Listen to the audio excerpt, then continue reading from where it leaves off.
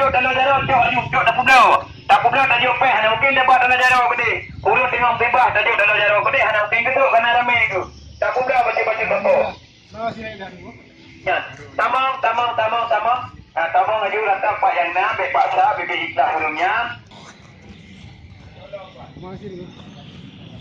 nampak dah macam kau bang nak diucap ya kau apa yang diucap je saya untuk mana hanya nak kirim boboi gede tak kirim pak tak boleh apa tak tahu dia diam saja apa yang nak ju ya ipak beripak ya bepak lebih juga mau mana peti dari bepet diucap dari bepet macam bersemangat butuhkan perhatian kita nyo tunggu perlu sampaikan Pak Don tunggu kepedulian bersama maka oleh karenanya mari bahu membahu budaya masyarakat Aceh untuk menjadi bantu saudara bertanya di Sulawesi Tengah.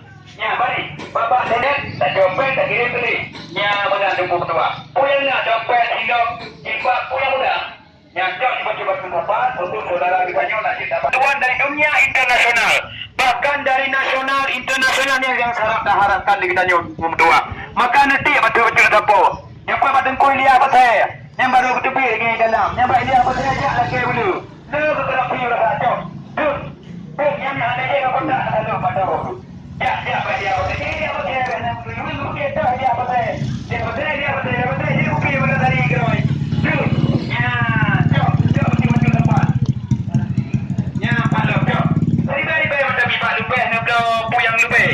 Neblo bos ada lebih. Neblo bos lima nak lebih, dua lebih. Jom nanti datang tu lebih. Mantap sampat nak sentuh lebih puyang tuan. Puyang nak kejut laju puyang nak mudah. Payah dua dapatnya berjumpa gula alam. Ya, baca-bacanya apa ya?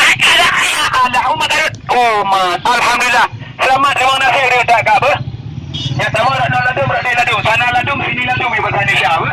Ya, sama maju.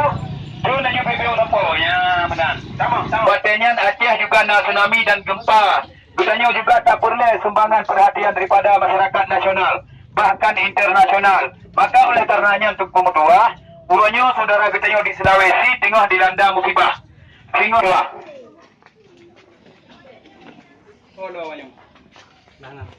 Saudara di Bandung.